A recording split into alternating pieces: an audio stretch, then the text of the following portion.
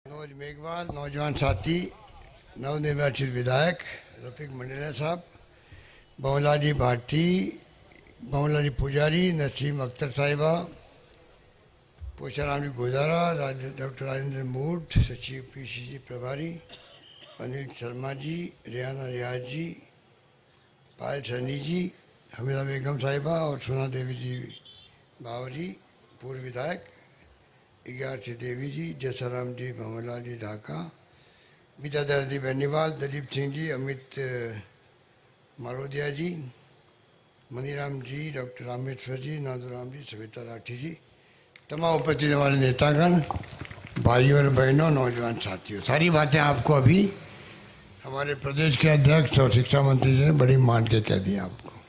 मुझे खुशी है कि जिस रूप में आप बहुत ही शांतिपूर्ण गरिमा के साथ बैठे हुए हो, कल रात को इतना करी और आज आप सब पधार गए, हमारे बुजुर्ग लोग बैठे हुए हैं, तो मुझे बहुत खुशी हो रही है कि माता और बहनें और सबकी मौजूदगी में दो बातें कहने का मुझे सौभाग्य मिला। सौभाग्य से मैं तीसरी बार आ गया हूँ आपके सुनारगढ़ क्षेत्र के अंदर। 2 बार चुनाव आया, ये मनोज मेघवाल जी को आपने आशीर्वाद दिया, उसके लिए आपको बहुत बहुत धन्यवाद देना चाहता हूँ। मनोज मेघवाल नौजवान नेता है, मैंने उनकी विचार सुने स्टेज पर 2 बार आके, तो मैंने देखा कि इसमें दमखम है, कुछ कर गुजरने की तमन्ना है। मैं उम्मीद करता हूँ कि सुनारगढ़ के क्षेत्र की जनता को निराश नहीं करेंगे और जो कुछ आपकी भावना होगी मेरे पास लेके आएंगे, तो हम लोग उनको देख करके वो अधिक से अधिक काम कैसे हों वो करने का प्रयास करेंगे। कहा था छोटी जो है तहसील विधासर में ये उप तहसील बनी है, उसके लिए आपको बधाई। मुझसे घोषणा करवाई थी पहले इसकी, और मुझे बताया गया कि देवी जी राठौड़ साहब ने इतनी कीमती ज़मीन को डोनेट किया है, उसके लिए उनको ही धन्यवाद देना चाहता हूँ, क्योंकि ज़मीन का टुकड़ा देना दान में बहुत बड़ा महादान है। और एक तहसील उप तहसील बनने में सुविधा हो जाएगी, वरना ज़मीन ढूंढते फिरो, फिर कई बार झगड़े हो जाते हैं, टाइम लगता है। अब मैं समझता हूँ कि जब ज़मीन दे दिए तो, और अभी मुझे मनोज मेघवाल कह रहे थे साहब अब तो आपको यहाँ भवन बनवाना ही पड़ेगा, तो मेरी जिम्मेदारी बन जाती है कि मैं जाते ही आदेश करवाऊँ कि भाई आपके यहाँ उप तहसील भवन बन जाए। मनोज मेघवाल ने और भाटी जी ने बड़ी चालाकी से यहाँ मेरे से भी उसका उद्घाटन भी करवा दिया, तो बाकी क्या बच गया है? बाकी तो बच गया है, मेरे जी में काम है, वो बाकी बच गया है, वो मैं आपको यकीन दिलाता हूँ, वो मैं कर दूँगा। बाकी ये कैंप जो लग रहे हैं ये बहुत ही पब्लिक इंटरेस्ट के अंदर, जनहित के अंदर है। पहले मैं जब मुख्यमंत्री हुआ करता था पहली बार 20 साल पहले, तब भी हमने लगाए थे। दूसरी बार मैं मुख्यमंत्री बना तब भी मैंने 12-13 के अंदर कैंप लगवाए थे राजस्थान के अंदर। इन कैंपों के माध्यम से जो रोज़ दफ्तरों में जाना आना फिरना और तकलीफ होती है, उससे लोग बच जाते हैं कि वह बंटवारे के हों, रास्ते के हों, नामांतरण के हों, म्यूटेशन के हों, कोई काम हो, वो सब काम यहाँ पर आसानी से हो जाते हैं। कलेक्टर और एसडीओ इन सब की देखरेख में बीडीओ, सरपंच आपका अपना होता है, और बाकी पटवारी ग्राम सबकी टीम बनी होती है, वो सब मिलके काम करती है। 21 विभाग में हमारे अधिकारी साथी बैठे हुए हैं, और मुझे पूरा विश्वास है कि आपके अधिकारी लोग जन भावना को सामने रख कर के संवेदनशीलता के साथ में, अच्छे व्यवहार के साथ में और निस्तारण करने की मंशा से ये आपको अधिक से अधिक आपकी समस्याओं का समाधान करने में आगे आएंगे। मेरा मानना है कि जितने अधिकारी हैं ये लोग या हम लोग जनप्रतिनिधि हैं, वो हम सब जनता के सेवक हैं, ये पब्लिक सर्वेंट कहलाते हैं हम लोग। तो हम लोगों की जिम्मेदारी बनती है कि हम लोग आपके ट्रस्टी के रूप में काम करें और जनता को कैसे राहत मिले, परेशानी दूर हो, सुशासन दें आपको, विकास के काम हो, चाहे पानी, अभी जल जीवन मिशन, घर घर गर्म पानी की योजना बन चुकी है। मास्टर भंवरारी थे तब तो हम लोग यहाँ ठेठ इंदिरा गांधी कैनाल का पानी की बड़ी योजना में लेके आया था। बहुत बड़ा प्रोग्राम आपने किया। उस दिन मैं आ नहीं पाया, मैं दिल्ली में अटक गया, पर मैंने डॉक्टर जितेंद्र सिंह जी को भेजा था जो हमारे मंत्री थे पानी के, तो वो भी काम मैं समझता हूँ पानी पहुँच गए यहाँ पर।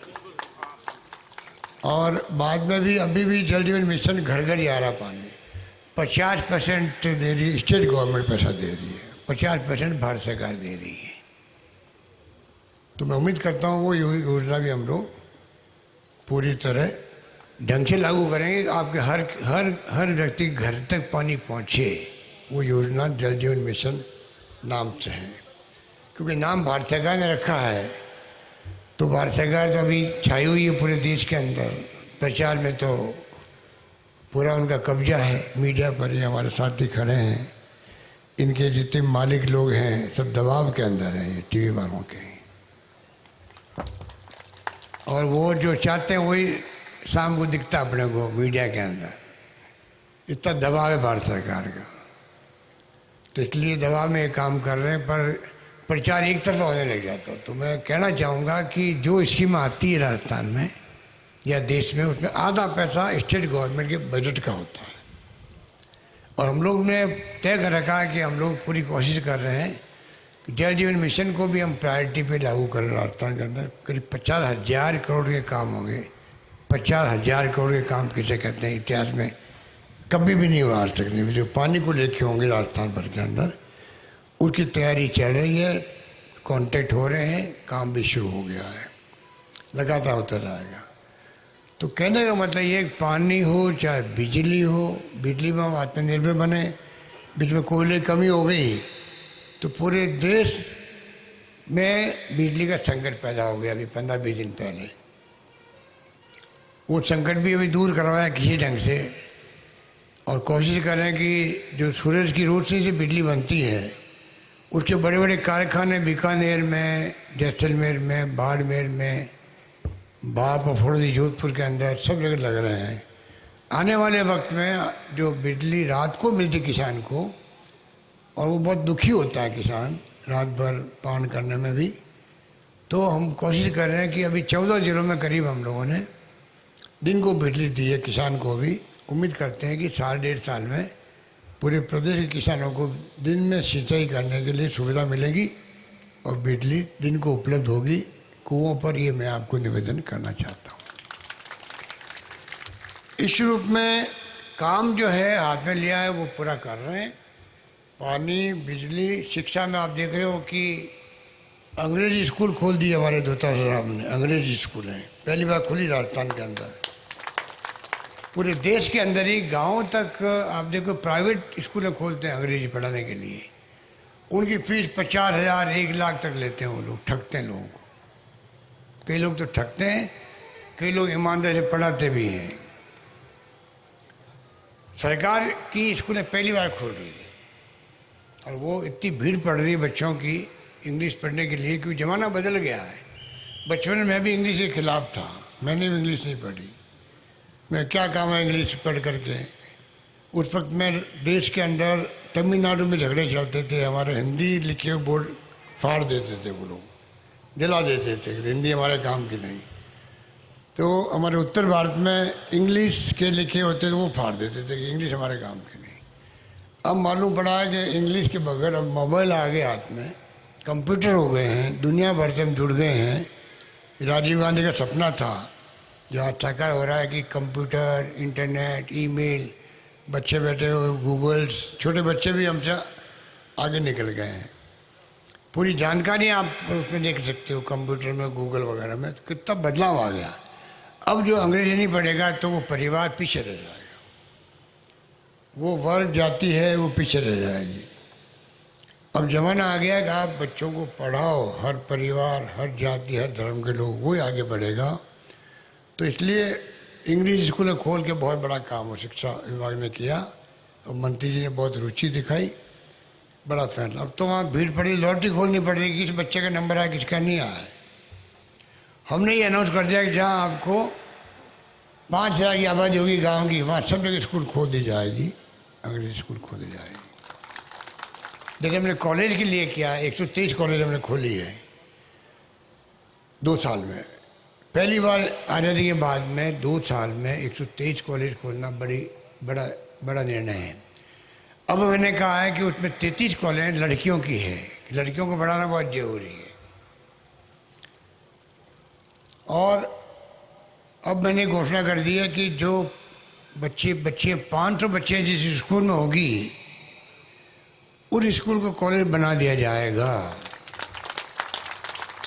अब मैं आपसे अपील करना चाहूँगा, आप बच्चियों को भेजना शुरू करो स्कूल के अंदर, अधिक से अधिक संख्या बढ़ाओ, वो कॉलेज खुल जाए। बच्चियों पढ़ेगी तब जाकर के हाँ देश जो हमारा वो उन्नति कर पाएगा, क्योंकि महिलाओं का बहुत बड़ा योगदान है। गाँव में सरपंच बन रही है, प्रधान बन रही है, प्रमुख बन रही है, मेयर बन रही है, सभापति बन रही है नगर पालिकाओं। पहले नहीं बन सकती थी। पहले कौन बन रहे थे महिलाओं को? पुरुष प्रधान देश से अपन लोग हावी हैं महिलाओं पर। अब जो है राजीव गांधी ने जो कानून बना दिया है पार्लियामेंट के अंदर कि महिलाओं को आरक्षण देना पड़ेगा गांव में, चाहे वार्ड पंच हो, सरपंच हो, प्रमुख हो, प्रधान हो, तब जाके ये महिला बनने लगी है। और महिलाएं का बनने का मतलब है कि जो मुल्क महिलाओं का ध्यान रखता है वो मुल्क बहुत तेज गति से आगे बढ़ता है। तो मुझे उम्मीद है कि अब महिलाएं जो है हमारे मुल्क में पीछे नहीं हैं और वो बहुत काम भी बड़ी होशियारी से कर रही है। पहले तो वो उनका पति साथ आता था मीटिंग के अंदर, कई बार तो पति हमारे साथ बैठ जाता था कि सरपंच साहब बैठे हुए हैं। मीटिंग खत्म होती मालूम पड़ता सरपंच साहब ये नहीं, सरपंच की पत्नी नीचे बैठी हुई है। तो मैंने कहा भाई आप तो क्या मैं सरपंच हूँ? कह नहीं मैं सरपंच पति हूँ। तो कोई नई पोस्ट बन गई, सरपंच पति, प्रधान पति, प्रमुख पति। अब धीरे धीरे महिलाएं समझदार हो गई तो वो घूंघट भी ऊपर कर रही है और पति देव को कहती है आप घर पधारो, मैं संभाल लूँगी काम अपना आप। तो इतना बड़ा फर्क पड़ गया है महिलाओं के अंदर भी। और मैं उम्मीद करता हूँ कि उससे बहुत जागृति आएगी। बाल विवाह यही प्रथाएं वो अपना आप ही कम हो जाती, रुक जाती है। महिलाएं घर संभालती है, बच्चों को संभालती है, ध्यान सबका रखती है, पूरे परिवार का। तो कहने को बहुत सारी बातें हैं, पर जो ये भी बताया चिरंजीवी योजना 5 लाख वाली, जैसे कोरोना में हमने बहुत शानदार काम किया। 40-40 हज़ार के इंजेक्शन थे वो फ्री लगाए। हमारा प्रदेशवासी बचना चाहिए। दिल्ली से मरीज राजस्थान में आए, यूपी से आए, मध्य प्रदेश से आए, दूर से भी आए थे। ऐसा पहली बार हो रहा है राजस्थान में। यहाँ बहुत शानदार व्यवस्था हम लोगों ने कर रखी थी। ऑक्सीजन की मारामारी थी, हाहाकार मर गया था, उसको हमने प्रबंधन किया। दिल्ली सरकार में खूब दबाव बनाया। 3 मंत्रियों मैंने भेजा दिल्ली में, BD कल्ला जी को, चांदी धारीवाल जी को, रघु शर्मा जी को। मैंने फ़ोन किए प्रधानमंत्री को, गृह मंत्री को, सब अधिकारियों को, कोई कमी नहीं रखी। खूब लड़ के हम लोगों ने दवाइयाँ भी और ऑक्सीजन का प्रबंधन किया और अपने यहाँ पर शांति से। दूसरी लहर में बहुत भयंकर वो लहर थी। वो दूसरी लहर जो पहले लहर से ज़्यादा गहरी थी, गंभीर थी, जल्दी फैलता कोरोना आपस के अंदर। गांव में अगर 4-5 दिन देरी कर दो तो फेफड़ों में पहुँच जाता सीधा कोरोना, बचना बड़ा मुश्किल होता था। दिल्ली में इतने लोग मारे गए, दिल्ली राजधानी हमारी है, वहाँ बेड नहीं मिल रहे थे लोगों को, बेड नहीं मिल रहे थे। बहुत खतरनाक दूसरी लहर आई थी, खतरनाक डेल्टा नाम का कोरोना था, वो दूसरी ढंग का आ गया वहाँ। अब भी आप लोग सावचेत रहो, अब भी ध्यान रखो आपस में। जो आपको दूरी बना के तो बैठ नहीं सकते हम लोग मीटिंग में, क्या करें, कहते हैं हम लोग, तब भी नहीं होता है। मास्क लगाओ कम से कम, उससे बचाव बहुत होता है, हाथ धोएं। तो अभी भी खतरा थोड़ा बहुत है। अभी क्या आगे मरीज तो नहीं के बराबर हो गए तो लोग लापरवाह हो रहे हैं। जबकि आज ही मैं खबर पड़ रहा था लंदन में भी, मॉस्को में भी बेड नहीं मिल रहे वहाँ पर। अमेरिका में तकलीफ हो रही है, कई मुल्कों में तकलीफ होने लग गई वापस। अब वो कितना खतरनाक होगा नहीं होगा वो आने वाला वक्त बताएगा। तो कहने का मतलब है कि उसके साथ में हमने जो योजना शुरू की 5 लाख वाली, अभी अध्यक्ष जी ने बताया आपको, इसमें आप सबका बीमा हो गया। 5 लाख तक का आप जब इलाज करवाओगे अपना परिवार का, चाहे सरकारी में या प्राइवेट में, तो भी आपको फ्री इलाज होगा, एक नया पैसा मान नहीं देना पड़ेगा आपको। इतनी शानदार योजना ये है। और पूरे प्रदेशवासियों के लिए, अमीर हो या गरीब हो, कोई भी व्यक्ति हो, एकमात्र राजस्थान राज्य है जिसने योजना लागू करी है। कोई पैसा वाला है तो उससे खाली 850 रुपये ले रहे हैं, वो फॉर्म भरता तब। 850 क्या होता है? 5 लाख का इलाज बिल्कुल फ्री हो रहा है उसको। इस प्रकार की योजना शानदार बनाई। पूरा हम लोग 3500 करोड़ 3,500 का प्रीमियम हम भर रहे हैं बीमा कंपनी को, कि राजस्थान का कोई आदमी तकलीफ नहीं पाए। अभी तक 4 लाख लोगों को लाभ मिल चुका है, 4 लाख लोगों को। 2 पेशेंट मुझे मिले परसों नागौर के अंदर, ऐसे कैम्प में मैं गया था, तो वहाँ के अधिकारी ने बताया था कि इनके इलाज हो गया है दिल्ली में, ये जयपुर में सीके बिरला के अंदर प्राइवेट हॉस्पिटल है बड़ा, वो 2-4 लाख का बिल तो आसानी बन जाता वहाँ पर। वहाँ एक नया पैसा उनको खर्च नहीं हुआ वहाँ पर। तो कहने का मतलब है कि आप लोग इन बातों का जो सरकारी योजना है उसका लाभ उठाने के लिए आप लोग हमेशा ध्यान रखें क्या क्या योजना बनी है।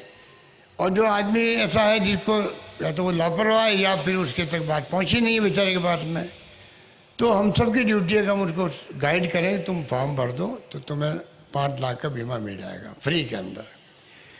इस प्रकार से जो स्थिति बनी है, नौकरियाँ भी हमने करीब 1 लाख दे दी है और 70,000 नौकरियाँ चल रही है, भर्ती प्रक्रिया चल रही है।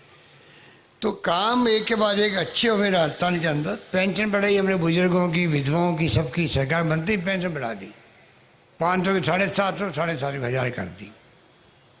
मैं उम्मीद करता हूँ कि इस कैंपों में भी पेंशन का काम भी है, चिरंजीव योजना का काम भी है, काम भी यहाँ चल रहे हैं। 21 विभाग हैं यहाँ पर, सब विभागों का आपको लाभ लेना चाहिए। पेट्रोल डीजल की दामें जो बढ़ रही है, ये हम सब के लिए बहुत ही चिंता का विषय बना हुआ है, क्योंकि रोज़ खबर सुनते हैं कि रेट बढ़ती जा रही है। अब तो 100 का आंकड़ा पार कर गया है।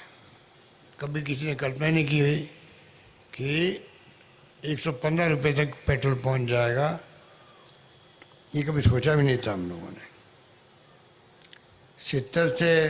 70 रुपये पहले था कोई ज़माने में, तभी हमारी आलोचना करते थे। 60 रुपये था मनमोहन सिंह के वक्त में, तब आलोचना करते थे। अब 115 हो गया। डीजल 100 रुपये पहुँच गया, बताइए आप। जैसे कि 500 की 950 रुपये हो गई है। ये जो स्थिति बन रही है, इससे बहुत हालत ख़राब है, इससे महंगाई पूरी बढ़ती है। जब पेट्रोल डीजल दाम बढ़ते हैं तो ट्रांसपोर्टेशन का खर्चा बढ़ जाता है, ट्रकों का। उससे फिर चाहे खाने पीने की चीज़ें हो, चाहे कोई सामान हो, महिलाओं को मालूम है रसोई चलाना मुश्किल हो जाता है इनको। कपड़े खरीदना हो, सामान खरीदना हो, कोई खरीदने हो, बड़ी तकलीफ होती है। इन हालातों में हम लोग चल रहे हैं। सड़कें बनाने का काम भी बड़ा रूप में हाथ में लिया। राजस्थान के अंदर अच्छी सड़कें बनी रहे हर वक्त। नेशनल हाईवेज के अलावा स्टेट हाईवेज है, मेगा हाईवेज हैं, डिस्ट्रिक्ट रोड्स हैं, मिसिंग लिंक है। बड़े रूप में काम हमने हर विधानसभा क्षेत्र में 5 करोड़ रुपये अलग से दिए एमएलए को, सड़कों के लिए दिया है। नगर पालिका है तो 10 किलोमीटर, नगर परिषद 20 किलोमीटर, नगर निगम में 30 किलोमीटर। इस प्रकार से हम लोगों ने कहा है कि वो एक्स्ट्रा सड़क अलग बनेगी शहरों के अंदर। तो काम में देखिए लंबी लिस्ट है, कोई बताने की ज़रूरत नहीं है कि कोई कमी नहीं है। अभी कैंप भी अच्छे चल रहे हैं आपके।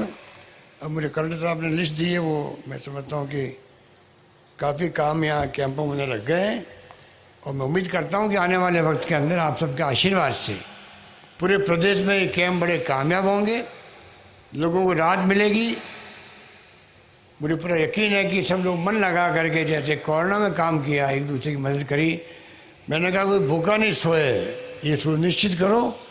तो मुझे कहते गर्व है कि प्रदेश की जनता ने, खुद ने, जितनी हैसियत थी, एनजीओ स्वयंसेवी संस्थाओं ने और सरकार ने भी, एमएलए के फंड ने भी, सब ने इमदाद पहुँची। खाना पका हुआ हो, कच्चा खाना हो, सब पहुँचा घर घर के अंदर।